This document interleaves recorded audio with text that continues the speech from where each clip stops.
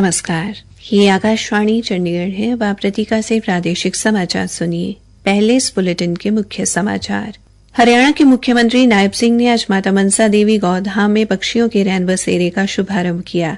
मुख्यमंत्री ने कहा कि हरियाणा के किसानों को सतलुज यमुना लिंक नहर का पानी मिलना चाहिए। 1971 के युद्ध में पाकिस्तान पर भारत की जीत की याद में आज पूरा देश विजय दिवस मना रहा है। हरियाणा के कृषि एवं किसान कल्याण मंत्री श्याम सिंह राणा ने कहा है कि राज्य सरकार हर वर्ग के उत्थान के लिए कृत संकल्प है और हरियाणा सेवा का अधिकार आयोग ने हरियाणा हाउसिंग बोर्ड के आवंटी की मृत्यु के बाद धन वापसी की प्रक्रिया में अनुचित देरी के कारण 5,000 रुपये मुआवजा देने के आदेश दिए। अब समाचार विस्तार से। हरियाणा के मुख्यमंत्री नायब सिंह ने आज पंचकूला स्थित माता मनसा देवी गौधाम में पक्षियों के रैन बसेरे का शुभारंभ किया। उन्होंने पूर्व केंद्रीय मंत्री स्वर्गीय रतनलाल कटारिया की 73वीं जयंती पर रक्तदान और नेत्र एवं स्वास्थ्य जांच शिविर का उद्घाटन भी किया। इस दौरान उन्होंने मोरनी के दुर्गम पहाड़ी क्षेत्र में स्वास्थ्य सुविधाएं देने के लिए आरोग्यम बाइक को भी झंडी दिखाई। मुख्यमंत्री ने कहा कि भूतपूर्व केंद्रीय मंत्री रतनलाल कटारिया एक बेबाक वक्ता थे और उनके मन में किसी के प्रति कोई द्वेष नहीं था। पत्रकारों से बातचीत करते हुए मुख्यमंत्री ने देश के लिए प्राण न्यौछावर करने वाले वीर जवानों को नमन किया। एक प्रश्न के उत्तर में मुख्यमंत्री ने कहा कि किसान अब पहले से 1.5 गुना अधिक अन्न पैदा कर रहा है। ये उनके क्षेत्र और जमीन पर पानी पहुंचाने से संभव हुआ है।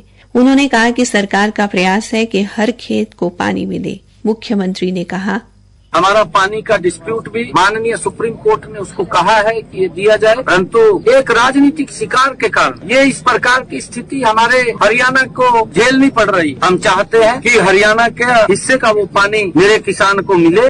उन्होंने किसानों की पराली प्रबंधन में सहयोग के लिए प्रशंसा की। मुख्यमंत्री ने कहा कि हरियाणा में तीव्र गति से विकास कार्य किए जा रहे हैं। तबला वादक जाकिर हुसैन के निधन पर राष्ट्रपति, उपराष्ट्रपति और प्रधानमंत्री ने दुख जताया है। राष्ट्रपति द्रौपदी मुर्मू ने एक सोशल मीडिया पोस्ट में कहा कि जाकिर हुसैन अपनी असाधारण रचनात्मकता के लिए जाने जाते थे।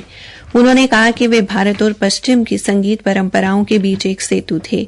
उपराष्ट्रपति जगदीप धनखड़ ने कहा कि जाकिर हुसैन अपने पीछे एक समृद्ध विरासत और भारत के सांस्कृतिक परिदृश्य पर एक अमिट छाप छोड़ गए हैं। प्रधानमंत्री नरेंद्र मोदी ने एक सोशल मीडिया पोस्ट में कहा कि जाकिर हुसैन को एक सच्चे प्रतिभाशाली व्यक्ति के रूप में याद किया जाएगा। केंद्र सरकार ने कहा है कि देश में लगभग 21 फर्जी विश्वविद्यालय हैं। शिक्षा राज्य मंत्री सुकांत मजूमदार ने आज लोकसभा में जानकारी दी कि पिछले 10 वर्षों में 12 फर्जी विश्वविद्यालय बंद किए गए हैं। उन्होंने कहा कि कई संस्थानों और विश्वविद्यालयों के खिलाफ प्राथमिकी भी दर्ज की गई है। 1971 के युद्ध में पाकिस्तान पर भारत की जीत की याद में आज पूरा देश विजय दिवस मना रहा है। पंजाब, हरियाणा और चंडीगढ़ सहित देश भर में युद्ध के दौरान अपने प्राणों की आहुति देने वाले शहीदों को भावभीनी श्रद्धांजलि दी गई। चंडी मंदिर वीर स्मृति में भी सर्वोच्च बलिदान देने वाले सभी बहादुर सैनिकों को श्रद्धांजलि देने के लिए एक पुष्पांजलि समारोह आयोजित किया गया। पूर्व सैन्य कमांडरों और वीरता पुरस्कार विजेताओं सहित सेवारत सैनिकों दिग्गजों ने अपने शहीद साथियों को श्रद्धा सुमन अर्पित किए। सेवानिवृत्त ब्रिगेडियर अवतार सिंह मलिक ने आकाशवाणी समाचार के साथ 1971 की जंग की याद ताजा की। सैन्य इतिहास पूरी दुनिया में इतनी तादाद में एक मुल्क को आजाद कराना और इतने सैनिकों को कब्जे में लेना, ये एक तरह का रिकॉर्ड था। दुनिया की कोई सेना इसको नहीं पार कर सकेगी या इससे बेहतर नहीं कर सकेगी। जींद में भी आज विजय दिवस पर शहीदों की याद में आयोजित कार्यक्रम में उन्हें श्रद्धा सुमन अर्पित किए गए। इस अवसर पर कर्नल D.K. भारद्वाज ने 1971 की जंग का अनुभव साझा किया। भगत सिंह सिलीगुड़ी कोर कमांडर थे, उनको हुक्म मिला कि ढाका को घेरना है। वो मेघना नदी क्रॉस नहीं कर पा रहे थे, तो उन्होंने एयर ड्रॉप कराया फौज को और हुक्म नहीं था एयर ड्रॉप करने का। मानेक शाह को पता था सपोर्ट करेंगे, लेकिन आर्मी कमांडर अरोड़ा साहब को सपोर्ट नहीं करेंगे। इंदिरा गांधी जी भी खिलाफ थी इसके बरखिलाफ उन्होंने भगत सिंह साहब ने एयर ड्रॉप किया पैरा बटालियन को और ढाका को घेर लिया। तो 13 दिसंबर को और 13 दिसंबर को ढाका घेरती, 14 दिसंबर को नियाजी ने सरेंडर कर दिया। कार्यक्रम में अतिरिक्त उपायुक्त विवेक आर्य और अन्य प्रशासनिक अधिकारी व पूर्व सैनिक भी उपस्थित रहे।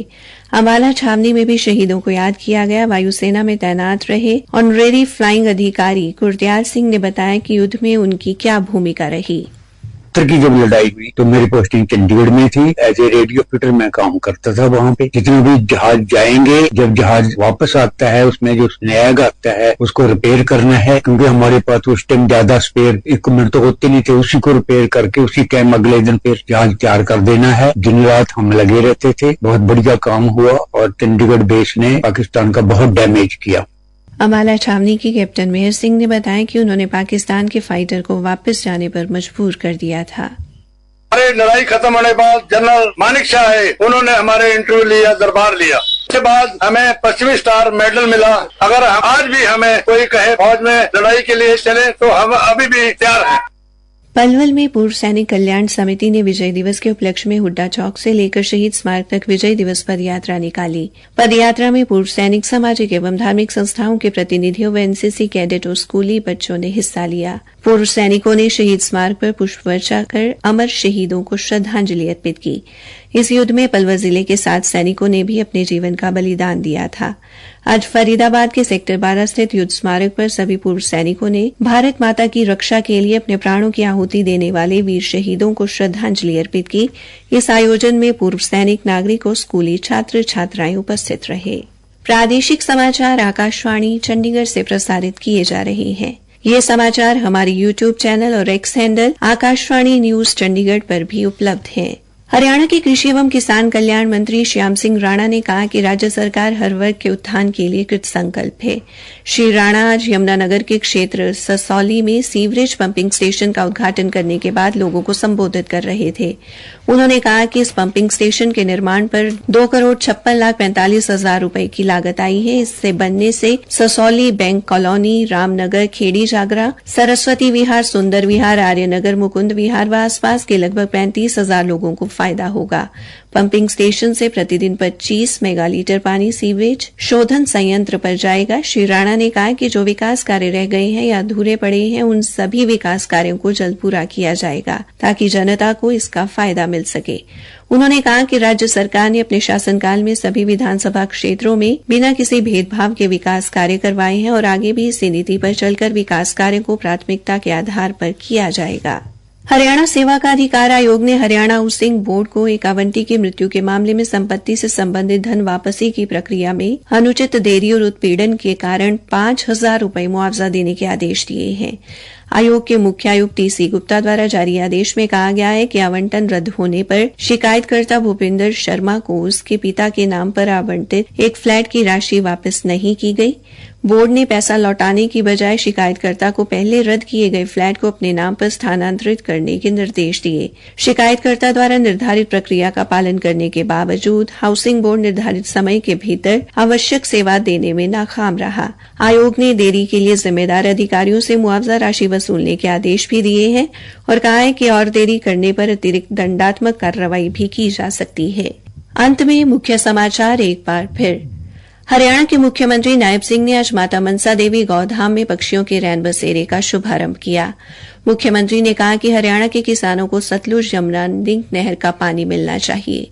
1971 के युद्ध में पाकिस्तान पर भारत की जीत की याद में आज पूरा देश विजय दिवस मना रहा है।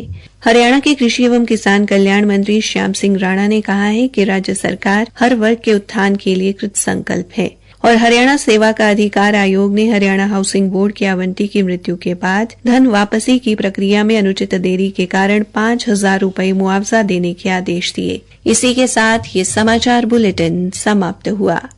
हरियाणा राज्य वर्ष 2030 तक हेपेटाइटिस सी को पूर्ण रूप से खत्म करने और हेपेटाइटिस बी से होने वाली मृत्यु दर को खत्म करने के लिए प्रतिबद्ध है। हेपेटाइटिस बी व सी को काला पीलिया भी कहते हैं। हेपेटाइटिस बी का टीकाकरण एवं उपचार संभव है। हेपेटाइटिस सी से ग्रसित रोगी उपचार से ठीक हो सकते हैं। काला पीलिया का इलाज न करवाने पर लिवर खराब एवं लिवर का कैंसर हो सकता है। हेपेटाइटिस बी व सी मतलब काला पीलिया की जांच एवं उपचार की सुविधा राज्य के सभी 22 जिला अस्पतालों एवं सभी सरकारी व सरकारी सहायता प्राप्त मेडिकल कॉलेज में निःशुल्क उपलब्ध है। अधिक जानकारी के लिए नजदीकी स्वास्थ्य केंद्र से संपर्क करें। राष्ट्रीय स्वास्थ्य मिशन, स्वास्थ्य विभाग, हरियाणा द्वारा जनहित में जारी।